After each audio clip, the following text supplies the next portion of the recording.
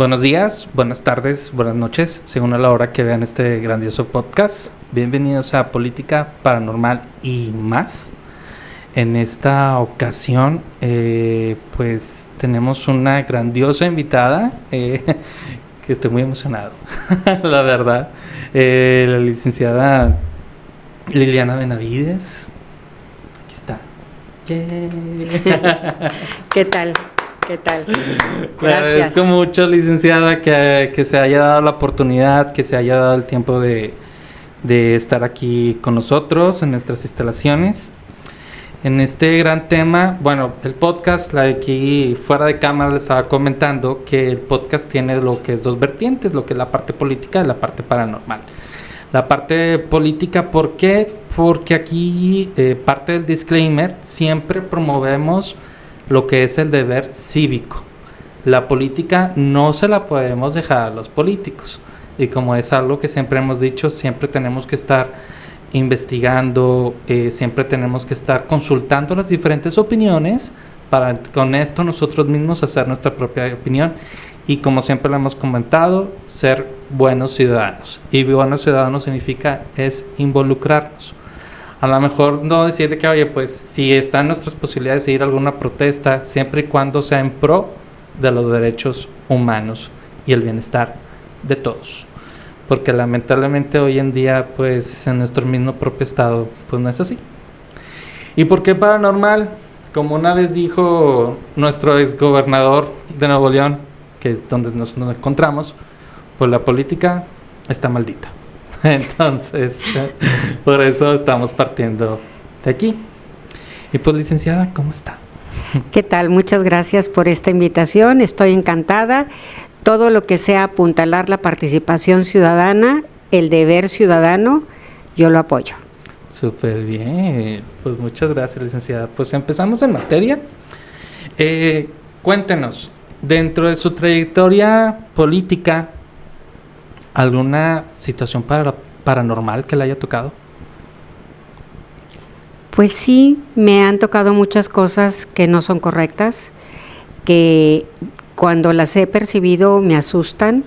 Por ejemplo, votación de cuentas públicas, donde hay un evidente uso de recursos públicos para beneficio personal y veo que con las manos en la cintura lo aprueban como si no hubiera nada incorrecto, cuando ahí está, por ejemplo, ejemplificado cómo de la cuenta pública se hacen depósitos millonarios a la cuenta personal de un alcalde, por ejemplo. Y yo viendo eso y diciendo esto está mal, y sin embargo lo hacen.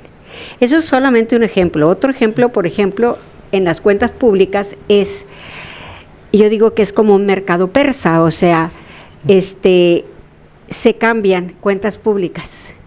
Tengo problemas señalados en varias cuentas de la zona metropolitana y tú tienes varias cuentas señaladas con desvíos en cuentas rurales. Bueno, te cambio estas 3, te las apruebo y tú me apruebas estas.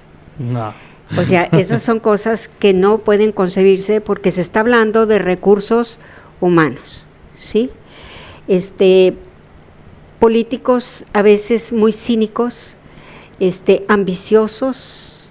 Si la ambición la aplicaras para obtener logros para la sociedad, está bien, pero cuando la ambición se aplica para logros personales, triangulaciones y cosas por el estilo, pues evidentemente que no. Entonces la política, son muy pocos los políticos que en un momento dado quieren servir. Muy pocos, son honrosas excepciones. Y la mayor parte están en esos puestos oportunistas de tal manera que hacen del chapulineo una forma de vida y entonces lo que hacen es simple y sencillamente vivir de la política, sin merecimiento alguno. El primer acto de corrupción es aceptar un puesto que no tienes experiencia ni sabes desempeñarlo. Ese es el primer acto. Y sí, en ese aspecto, aquí me gustaría preguntarle, digo, la licenciada Liliana, ella, si lo estoy diciendo bien, porque siempre me confundo con Liliana. No, Liliana, sí. Liliana, discúlpame. Ella empezó con... ¿Era partido, el Barzón? No. ¿No? Era una organización social. Okay. En 1994, en México, se traslaparon varios tipos de crisis. Crisis económica, crisis financiera y una crisis política. En esos años se asesinó a Colosio. Lamentablemente. Se asesinó al dirigente del PRI, Ruiz Massieu. Lamentablemente. Se levantaron en armas los zapatistas. O sea, había todo un contexto político medio conflictivo y aparte traslapadas dos tipos de crisis. Entonces hubo una afectación directa en el patrimonio de muchos mexicanos, de millones, porque habían pedido créditos a instituciones financieras y las tasas de interés por esa incertidumbre generada por tanta crisis se elevaron hasta 150% y a la gente pues sus ingresos no se le elevaron un 150%. Entonces aunque quisieran pagar no podían pagar y entonces empezó un despojo del patrimonio de las personas. Aquí quiero enfatizar algo. Eran fundamentalmente gente de clase media baja, media y media alta, porque los pobres no son sujetos de crédito. Es cierto. Entonces era un movimiento de clase media. Empezó en las zonas rurales, que siempre es el eslabón más débil, pero luego hicimos un estudio y vimos que el 84% de los créditos estaban en las zonas urbanas de todo el país y que eso iba a tener consecuencias muy drásticas y entonces decidimos formar una organización de carácter nacional que se llamaba Unión Nacional de Productores Agropecuarios, Comerciantes, Industriales y Prestadores de Servicio, el Barzón. La primera asamblea la hicimos en el Club de Navegantes, que se encuentra ubicado en la calle Washington. Fue una reunión de carácter nacional. Fue en octubre, el 13 de octubre de 1994. Vinieron alrededor de 300 personas de diferentes partes del país y decidimos hacer una marcha en el mes de diciembre del año 2000, de 1994, para solicitarle al Congreso una moratoria a la deuda. O sea, mientras pasaba lo crítico de esas crisis, que no se moviera nada hasta encontrarle una solución. Tuvimos una reunión con Serrapuche, recién nombrado secretario de Hacienda. Le dijimos que iba a haber una devaluación. Le dijimos. Antes de, y dijo que no. Y hubo una devaluación. Fuimos a la Cámara de Diputados y Senadores, les dijimos que iba a haber una devaluación y que tenía que revisarse el presupuesto para el año del 95, porque las condiciones iban a ser otras. Y no nos hicieron caso y pasó lo que dijimos. Y entonces se organizó todo un gran movimiento nacional. Aquí en Nuevo León le salvamos el patrimonio a 36,000 familias. Wow. Su casa, sus empresas, sus ranchos. Ese es el gran movimiento del Barzón. Enseñamos a la gente que, déjame te digo, como es un movimiento de clase media, hay muchos prejuicios. Ay, ¿cómo salgo a protestar? Me va a ver mi comadre, los de la escuela. O sea, no hay otra, señores. Su patrimonio lo han construido con su propio trabajo. Nadie se lo regaló y si no hacemos nada, pues lo van a perder todo. Lamentablemente en ese año, como usted mismo lo dice, no sabemos qué pasó. Bueno, sí sabemos. Carlos Salinas de Gortari es el gran tecnócrata neoliberal y economista. Ella lo sabía que esto iba a pasar. Ella sabía esto. Y de hecho él se dice que fue uno de los actores políticos para que el desvivimiento después de ese gran discurso de este Colosio, que lamentablemente su hijo deja mucho que desear. Sí, es cierto. Lamentablemente. Es cierto. Y el hijo tiene un grave problema de alcoholismo. Pero eso es para otra mesa. Y pues lamentablemente salió el FOBAPROA, la deuda privada la hicieron pública. Es correcto. Y es fecha que la seguimos pagando. Algo que lamentablemente en ese año pasó, aparte de la mega devaluación. Muchas personas de clase media, los que tuvieron la posibilidad, se dio la gran migración a Estados Unidos. Porque algo importante mencionar que México y Estados Unidos siempre han trabajado a la mano desde la Segunda Guerra, fue cuando nacieron los llamados braceros, es correcto, porque no tenían mano de obra para trabajar en los campos, y fue cuando se empezaron ahora sí que irse todos nuestros paisanos para trabajar para allá. Pero no había la cantidad de familias o representación de la comunidad mexicana hasta después del 94. Fue cuando todo esto se hizo caos, que inclusive uno de los caricaturistas de Grupo Reforma puso una casa donde estaba succionando todo a la persona. Pero inclusive ya después de que pasó esto, los banqueros te están explicando cómo se dio, y los escuchas con un cinismo que dices, y ellos no pagaron nada. Ellos lamentablemente no han pagado nada y no lo van a pagar, lamentablemente, ¿no? Y todo lo estamos haciendo. Fue una deuda que alcanzó que llevan más de 70,000 millones de pesos, ¿no? Sí, no, mucho más. Aquí el asunto es que la banca se fue a la quiebra. Así es. Y te voy a decir por qué.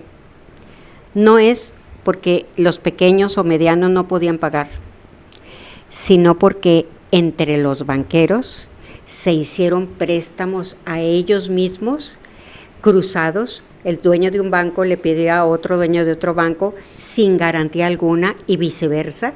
Entonces empezaron a hacer unos boquetes en las finanzas de los bancos. Entonces prácticamente iban a la quiebra. Entonces ese quebranto lo hicieron social, en lugar de que pues devolvieran lo robado. Los grandes que hicieron esas cosas, en lugar de eso. Y a la fecha se está pagando eso, y eso significa menos hospitales, menos escuelas, menos medicinas, menos carreteras, etcétera. O sea, en pocas palabras, eso pasó con este quebranto del FOBAPROA. Y hay gente que dice, les borraron la deuda. No, señores, la gente que debía tuvo que pagar. Todas las personas que le salvamos su patrimonio a Nuevo León, por ejemplo, 36,000 familias pagaron, llegaron a un acuerdo justo con las instituciones financieras. Y alguien me va a decir, oye Liliana, pero es que la palabra justo es subjetiva, porque lo que es justo para ti, pues para mí no es justo. Sí, pero cuando dos partes están encontradas y empiezan a hacer un acuerdo y llegan a un punto de acuerdo, ese ya es un acuerdo justo. Exacto. ¿Sí? Siempre tal cual como usted lo acaba de decir, licenciada, es que de hecho esa es la justicia, encontrar un punto medio de ambas partes. Uh-huh. Inclusive, pues, hasta hay un ejemplo bíblico con Salomón cuando le llevan al bebé, que dice, es que es mío, pues partan a la mitad. Entonces, ¿no? De acuerdo. A lo mejor es un ejemplo muy burdo, pero pues partiendo de esto, ¿no? Algo importante que también se dio en ese año, Zedillo disolvió la corte. Sí. Eran 11. De un trancazo. Exacto, y pasó 9. Y algo importante mencionar, ahí entró Olga Sánchez Cordero. Sí. Y donde entró Olga Sánchez Cordero, que fue la última que le tocó de 15 años, se dieron atrocidades también muy fuertes. Y Olga Sánchez Cordero fue secretaria de Gobernación, sí, con Andrés Manuel López Obrador. Sí. Aquí el asunto es el siguiente, que el Movimiento de Regeneración Nacional, si bien tiene un partido, es un movimiento. Así es. Y los movimientos son laxos. Entonces se ha incorporado pues mucha gente que para algunos parecerá ser indeseable, que no debió de integrarse. Lo estamos viendo también últimamente, pues si la presidenta tiene una aprobación de casi el 80% de los mexicanos, ¿para qué tiene que integrar a gente indeseable a sus estructuras de gobierno? No tiene caso, ¿sí? O sea, parte de alianzas. Entonces mucha gente que renunció al PRIAN, pues se ha incorporado en los diferentes estados de la República, y eso lo que hace es que va afectando los principios de un movimiento, ¿sí? Muy cierto lo que acaba de mencionar. Antes, fuera de cámara, bueno, al inicio de lo que es de la grabación, hay una palabra que a lo mejor no la puedo mencionar, que lo dice un crítico, Chumel Torres, pero ahorita lamentablemente que es un podcastero también, que dice que la política es saber comer. Bueno, lo voy a decir, que la política es saber comer mierda como tal y vivir en la mierda, ¿no? Y él partió de un ejemplo que después lo vi y de viva voz de Lady Sansores, donde Lady Sansores, la gobernadora actual de Campeche, sí, ella comentaba que ella quería ser diputada y que fue con Salinas y que Salinas le dijo, sí, tú vas a ser diputada, no te preocupes, y que Salinas hizo diferentes movimientos y quedó, y así ha estado. De esto Salinas salió en el 2000, ya pasaron más de 25 años y ella entró desde antes, ¿no? Y a lo mejor eso es muy nacional, de manera local. Algo importante que es una de las preguntas la siguiente pregunta que le voy a hacer a la licenciada, porque como ciudadanos debemos comprometernos por así que con la política como tal. Bueno, antes de contestar esa pregunta voy a hacer un comentario del comentario que tú hiciste. Adelante. Yo por eso detesto los partidos políticos. Detesto los partidos políticos porque no se evalúa adecuadamente el esfuerzo de los de abajo, o sea, de sus militantes, de los que andan entregando volantes, de los que van a visitar a las personas, sino que todo el pastel se lo reparten entre las élites de los partidos, ¿sí? Así como Salinas de Gortari hizo unas llamadas y ya vas a ser legisladora, ¿sí? Uh-huh. Es lo mismo. Entonces, entre las élites, entre los que económicamente apoyan las campañas para hacerles favores, o sea, no hay democracia adentro de los partidos, no hay una evaluación justa y cierta para sus integrantes. Por eso a mí no me gustan los partidos políticos, me caen muy mal por ese tipo de cosas. Ahora, ¿por qué es importante la participación ciudadana? Porque es la única forma de hacer un contrapeso contra los abusos de poder. Si los ciudadanos no nos organizamos, las clases políticas y sus intereses económicos y partidistas van a ser lo que predomine en sus decisiones. Y si no nos movemos, pues van a hacer lo que ellos quieran. Por eso es importante participar. En el caso de Nuevo León, de los habitantes de la zona metropolitana, a mí me queda claro que aquí la gente tiene una cultura de que hay que trabajar mucho. Esa fue la cultura que nuestros antepasados promovieron, era trabajar mucho y ahorrar. Por eso decían, eran los codos de Monterrey, ¿sí? Trabajar mucho y ahorrar. Y ahora es trabajar mucho, no puedes ahorrar y estás lleno de deudas. Lamentable. Esa es la verdad, ¿sí? Entonces mucha gente dice, aunque yo quiera hacer alguna actividad, no me es posible. Y yo les digo, ¿y si están 1 hora y media esperando el camión? O media hora o 1 hora, y luego se tardan 1 hora en trasladarse a donde van. Y si ustedes pasan por una plaza de su municipio y la ven llena de basura, de cachivaches, la ven llena de que todos los árboles están secando por falta de atención, tomas una foto y se le envía en las redes al alcalde de ese municipio. Mire cómo está esto. ¿Cuánto te llevaste? Nada. Fueron unos segundos. Y ahí estás haciendo una forma de participación ciudadana a través de las redes. Quiero decirles que a los políticos les importa mucho lo que les dicen en las redes sociales. Entonces, si hacemos eso y de repente le llegan 100 fotografías de esa plaza toda desatendida al alcalde, al día siguiente va a mandar cuadrillas a arreglar eso, ¿sí? Pero si nada más la vemos y nos vale quesadilla y no nos importa, pues simple y sencillamente va a seguir la indolencia. Por eso es muy importante la participación ciudadana. ¿Dónde? En la esfera donde incidas. Ahí, con pequeños actos, pero todos como hormiguitas, de tal manera que no continúen gobernándonos gente tan ladrona, tan incapaz, tan insensible. Yo no sé cuántos funcionarios se hayan subido un camión o hayan estado esperando un camión. O sea, para que vean lo que es la calamidad cotidiana de los usuarios del transporte. Es una calamidad cotidiana, ¿sí? O sea, yo no sé si ellos tengan que hacer todo lo que los ciudadanos tenemos que hacer para andar en las calles, las condiciones de las banquetas, el centro de Monterrey, que es un chiquero. O sea, todo eso, ¿sí? Entonces, necesitamos participar más. Muy cierto. Algo importante. Nuestros mismos gobernantes, nuestro gobernador, a nivel nacional siempre se ha dicho que es una burla. Simplemente hace 2 meses el comentario que dijo que aquí somos como Dallas, Texas, como Houston, que aquí no usamos el transporte, que nos dan créditos en 30 minutos. Y entonces fue como que, ¿dónde? Y hasta las redes sociales inundaron de que, ¿dónde para ir? A ver si es cierto.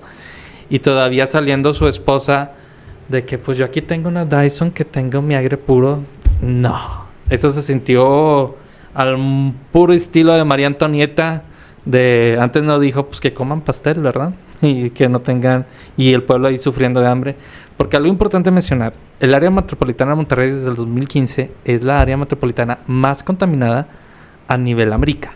Es correcto. O sea, superando a nivel América, o sea, es la más contaminada. Ya lo que es las horas en tráfico, ya superamos a la Ciudad de México. Yo ahorita le platicaba a la licenciada fuera de cámara que cuando, pues yo un servidor trabajo en Santa Catarina, Carretera García, vivo en Guadalupe, que yo he preferido irme, usar el transporte público. ¿Por qué? Porque yo transbordo, tomo el metro y eso hace que se acorten los tiempos, sea más rápido. Pero cuando salgo en un horario normal, 6 de la tarde, a veces llego a las 8:45. O sea, 2 horas 45, que en el transporte público, bueno, pues es 1 hora 45, 1 hora 50, siendo un trayecto que no debe de exceder los 50 minutos en casos extremos. Y realmente muchas veces pensamos, es que pues la participación ciudadana no lleva a ningún lado. Sí lo lleva. Ahorita que estábamos hablando de transporte, tiene un aumento del 10 centavos. No sé por qué lo aprobaron. Si estaban las cámaras, si estaban la Comisión de Transporte, no dejaron entrar a los colectivos, lamentablemente. Y en teoría iban a decir que el metro y el transporte iba a ser de calidad, pero lamentablemente no ha sido así.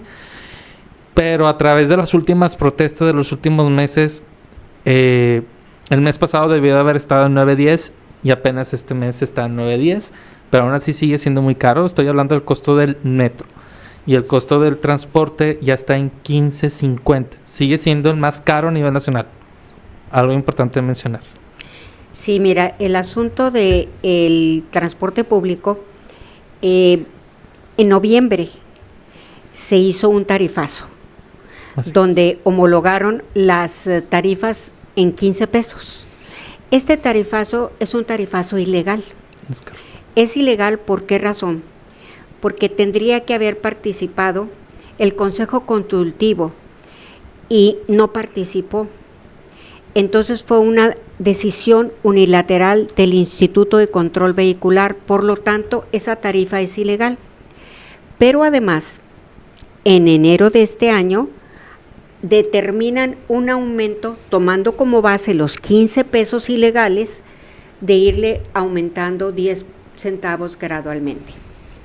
El metro costaba con Samuel García cuando inició como gobernante 4.50, ahorita 9 pesos y cacho, lo que significa que ha aumentado más del 100% y no vemos una mejoría en el servicio. Igualmente en el asunto del transporte público de los camiones. En los últimos 3 años, el problema de movilidad es un problema estructural, de crisis estructural, porque tiene muchos años sin ser bien atendida. Pero los últimos 2 años del gobierno de Samuel García han sido críticos. Cuando se toman las medidas de los tarifazos, tendría que haber protestado los usuarios del transporte público. Y solamente hubo protestas muy marginales de 50, 60 personas, los sábados afuera del Mercado Juárez, los otros en diferentes días, pero ¿saben ustedes cuántos pasajes hay diarios en el transporte público? 1.700.000. ¿Sí? ¿Y qué hubiera pasado si un día o 2 días nadie usamos el transporte? ¿Sí me explico? O sea, eso es lo que se denomina la resistencia civil pacífica, sin violencia ni nada. Pero ¿qué hacen? Le dejan la responsabilidad a los poquitos que andan protestando y no hace nada. ¿Y qué dice el gobierno? Estoy midiéndole el agua a los camotes, no se van a mover, porque no sé si lo sepas, pero el área metropolitana de Monterrey tiene el menor porcentaje de participación ciudadana de América Latina. ¿Y sí? ¿Sí? Entonces, ¿por qué? Haz de cuenta, de que vamos a subir el camión, ¿y sabe qué dice la gente? Pues habrá que trabajar más, con eso de la cultura de que hay que trabajar más, ¿sí? Habrá que trabajar más, y pues no, a veces ya no se puede trabajar más. La gente requiere descanso y esparcimiento con su familia, ¿sí? Entonces, este ejemplo que pusiste del transporte público ejemplifica claramente que ante una injusticia, y si no hacemos nada, la injusticia se convierte en un hecho. Exacto. Algo importante mencionar, le tenemos que ganar al sistema. ¿Cómo funciona el sistema como tal? Y esto es a nivel mundial. Y viene hasta bíblico esto. Si a lo mejor, oye, pues como ahorita en los diferentes ejemplos que estamos mencionando, si no nos están haciendo, que si te dicen simplemente un reporte de luz, que algo importante, la luz está colapsada, estamos cada año estamos en el límite y nuestras autoridades no están haciendo nada. Si a lo mejor se nos va la luz en nuestra casa, te dicen en 4 horas, marcan 4 horas, pasan 4, otras 4, y así. Les voy a poner un ejemplo. En mi caso me ha tocado con la luz y con el agua, en donde me dicen a 4 horas, a 3 horas. Y he llegado a puntos donde la misma operadora que me está atendiendo me dice, ya van para allá, donde ya estás poniendo gorro. Exactamente. Y esa es la insistencia. Y lamentablemente la única manera en cómo esto van a funcionar nuestras cosas. Y ahorita puse el ejemplo del transporte público porque fueron tantas las protestas que, por ejemplo, de los colectivos de usuarios, un saludo para Luis, lamentablemente situación que él está viviendo en este momento, que pararon el aumento de 1 mes, pero ya lo volvieron a activar. Y ahora, como comenta la licenciada, que es un aumento ilegal que no debió de haber procedido, pues peor. Y en este caso, nos pudimos haber organizado como sociedad y haber interpuesto un recurso, un escrito de que, oye, lo que estás haciendo está mal. Fíjate, quien tenía la posibilidad de revertir eso era el Congreso del Estado, porque los legisladores son representantes del pueblo. Así es. Constitucionalmente establecido. Entonces ellos podían haber hecho un amparo a nombre de los usuarios del transporte, ¿sí? Para impedir ese aumento porque tenían una base ilegal. ¿Y se hicieron locos? No hicieron ese amparo. Yo lo exigí muchas veces por una forma o por otra y no, se hicieron tontos. ¿Por qué? Porque los diferentes partidos políticos tienen intereses con empresarios del transporte. Sí, empezamos por el PRI, por el PT, por Movimiento Ciudadano, o sea, tienen intereses. Entonces, simple y sencillamente, pues hacen como que no se puede. Sí se puede. Sí se puede, porque partes del artículo 1 de la Constitución, que es el respeto a los derechos humanos, y también la movilidad es un derecho humano. Y yo les di todo, haz de cuenta, el planteamiento como debían de formularlo, y no lo hicieron. ¿Sí? Entonces, el ciudadano no puede interponer recursos. Se interpusieron varios. ¿Y qué sucedió? Pues el asunto de los jueces. Cuando se trata de asuntos sociales, los jueces hacen como que la Virgen les habla y no hay ninguna suspensión, no hubo una sola suspensión provisional, menos definitiva, ¿sí? O sea, ¿por qué? Porque están los intereses económicos. Entonces, ¿qué pasa si la sociedad actúa? El otro día me enteré que aquí en una colonia del sur se les fue la luz, tenían muchas horas ya sin luz, los días estaban extremos de calor, fue una cuadrilla a reparar y la cuadrilla dijo, ¿saben qué? No tenemos no sé qué aparato para algo de la reparación. Y entonces ya se iban y la gente le dijo, no señores, aquí se esperan, llamen para que venga otra cuadrilla y traiga el aparato. Porque si luego ustedes se van, pues ya no los volvemos a ver. Y tuvo que ir otra cuadrilla a llevar eso. O sea, es la determinación de la gente en el sentido de, espérate, no te vas a ir hasta que venga otra. Y ahí se estuvo la gente con ellos platicando, estuvieron ahí, o sea, sin violencia, pero no se van a ir. Se atravesaron a la camioneta hasta que venga la otra y nos repare. Tenemos 18 horas o no sé cuántos sin luz. Entonces, todo Santos está deteriorado, absolutamente todo.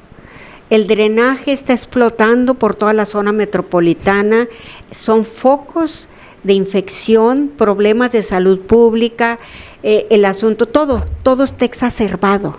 Y aquí está demostrándose una incapacidad de quienes nos gobiernan. Porque, por ejemplo, se aprobó el presupuesto para el 2025, después de muchos pleitos en el Congreso, de una crisis de gobernabilidad política. Sí, es un dineral, pero además se le autorizó un altísimo endeudamiento. Dime tú, ¿cómo están todas las obras? Tiradas. Todo está tirado. Es un caos por todos lados, todo está tirado, no se avanza nada. Ya tuvieron que venir de México nuevamente, la Secretaría de Gobernación mandó a César Yáñez, que es subsecretario, a ver todas las obras que van rumbo al Mundial, etcétera.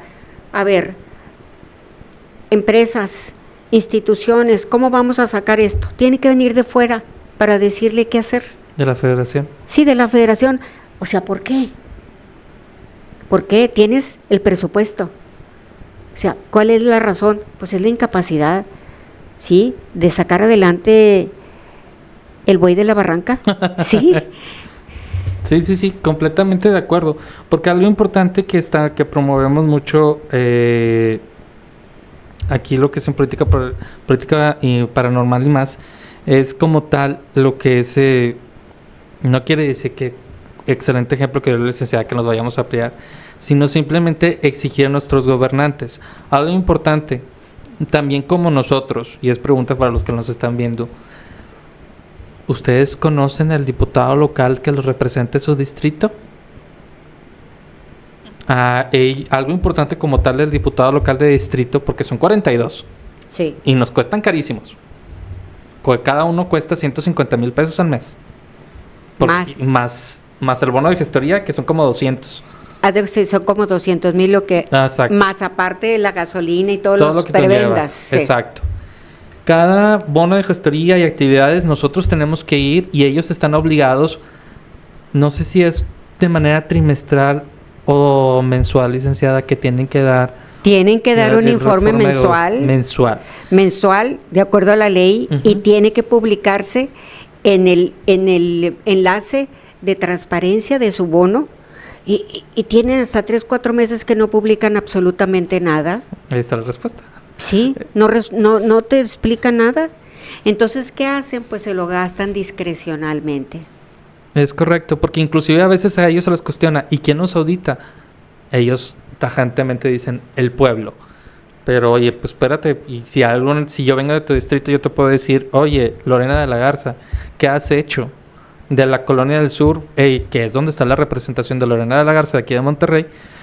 Fácilmente pudieron haber ido con ella. Ayúdanos, manda la cuadrilla porque no ha llegado la luz, si tú aquí me estás representando. Pero no lo hace.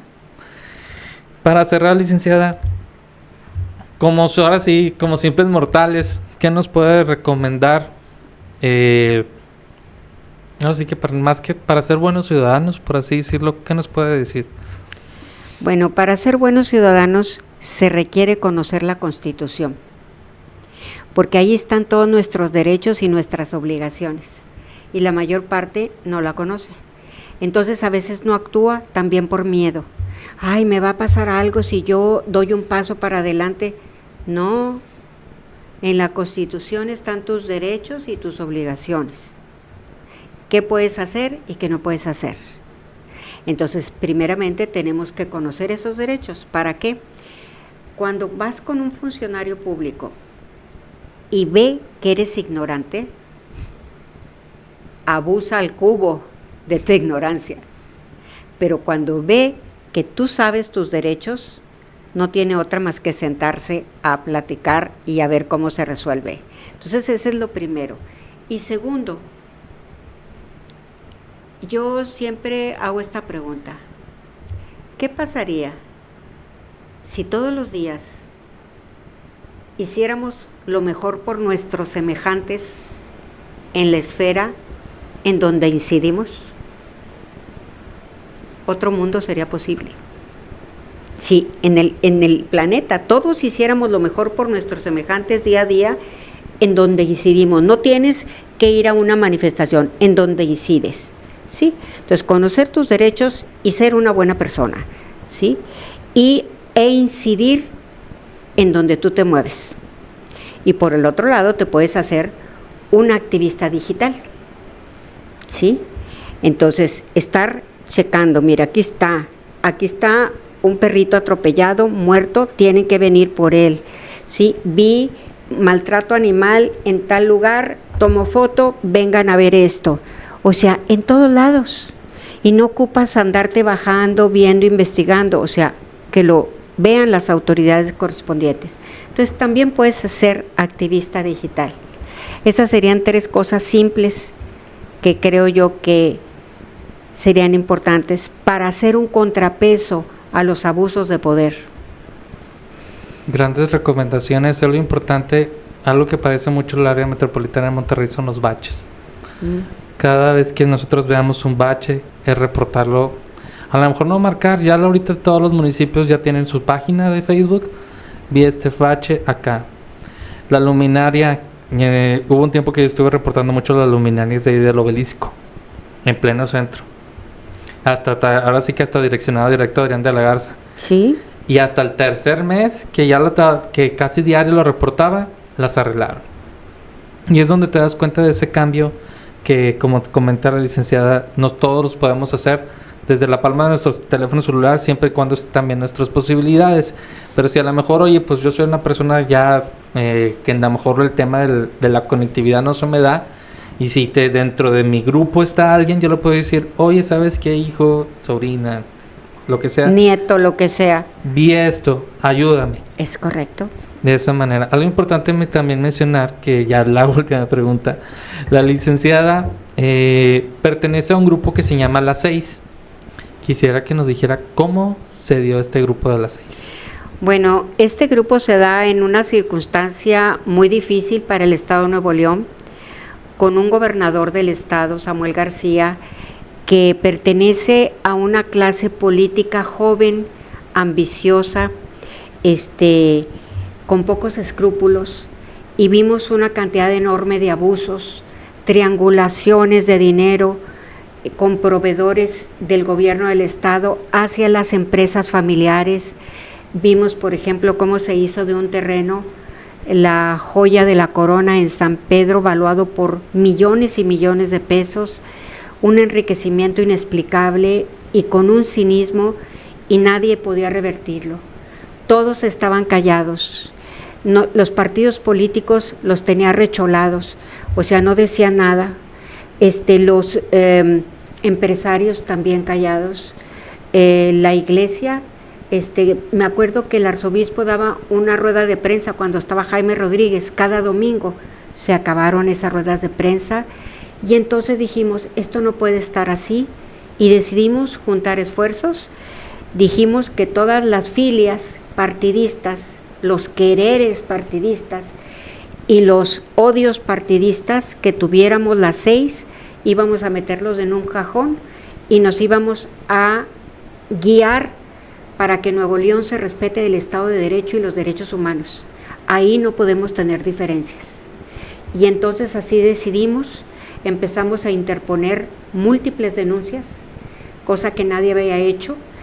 La última que acabamos de interponer es en torno al proceso electoral del Poder Judicial, donde a los trabajadores del Poder Ejecutivo se les obligaba a votar con un acordeón por los candidatos que les señalaban en ese acordeón.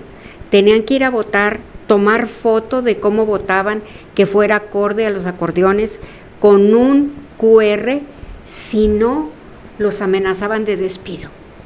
Eso a mí me parece lo más cruel que puede haber, porque antes los fraudes eran, pues te doy 500 pesos por el voto, o te regalo 2 despensas, o te meto a un programa social, pero amenazarte que te van a correr del trabajo cuando ese trabajo es el sustento de tu familia, se me hace una ingratitud. Por eso lo fuimos a denunciar también, porque no estamos de acuerdo con ese tipo de actos. Lamentablemente, de ese acto que acaba de pasar aquí en México de la elección del Poder Judicial, sí despidieron a muchos colaboradores del gobierno que no estuvieron de acuerdo con esto y fueron despidos injustificados. Sí. Porque algo, y sé que si el INE está investigando al gobierno, más no al ejecutivo, que quiere decir en este caso a Samuel. Y algo que mencionó la licenciada con el Bronco, Jaime Rodríguez Calderón, a él el Congreso no lo dejó hacer nada. Y él llegó a un punto, no sé si usted recuerda, licenciada, que llegó a un punto en donde dijo, ya me harté del Congreso, ya no voy a proponer, ya no voy a hacer nada, ahí les dejo la presa libertad, terminen si quieren. Que no, literal no quiso ya. Y fue a la cárcel por una demanda en materia electoral por haber utilizado recursos públicos y humanos para juntar firmas para ir de candidato a la presidencia. El gobernador Samuel García tiene 35 sentencias de delitos electorales emitidas por el Tribunal Federal Electoral y el Tribunal Estatal Electoral. O sea, no son denuncias, son sentencias. Y no le han hecho nada. Y lamentablemente sabemos que no va a pasar nada. Pero en nosotros está que todo esto cambie. En nosotros está, como comentaba ahorita la licenciada, que nuestra participación ciudadana para que todo esto se dé reversa, siempre y cuando para un bienestar, a lo mejor lo hemos escuchado mucho, pero así que siempre y cuando sea un bien común, un bien justo, un bien equilibrado para ambas partes, porque es eso, acuérdense, siempre llegar a un buen consenso es donde se da la democracia. Eso es algo importante que mencionar. Así es. Pues muchas gracias, licenciada, por su tiempo. Al contrario. Por su espacio. Muchas gracias por vernos. Y algo importante, nada más para cerrar, este capítulo ha sido patrocinado por Hakuna Matata. Hakuna Matata es una consultoría en recursos humanos, lo que es en team buildings, lo que es en proyectos de reclutamiento y contratación de personal también. Licenciada, ¿cuáles son sus redes sociales? Bueno, búsquenme en las redes sociales, estoy en Facebook, estoy en X, estoy en Instagram, en Threads también, estoy también en TikTok. Nada más, Liliana Flores Benavides. Muy bien, Liliana Flores Benavides. Nosotros este capítulo lo pueden disfrutar tanto en YouTube como en Spotify y en Amazon Podcast, Política Paranormal y más. Pues muchas gracias y hasta la próxima. Adiós.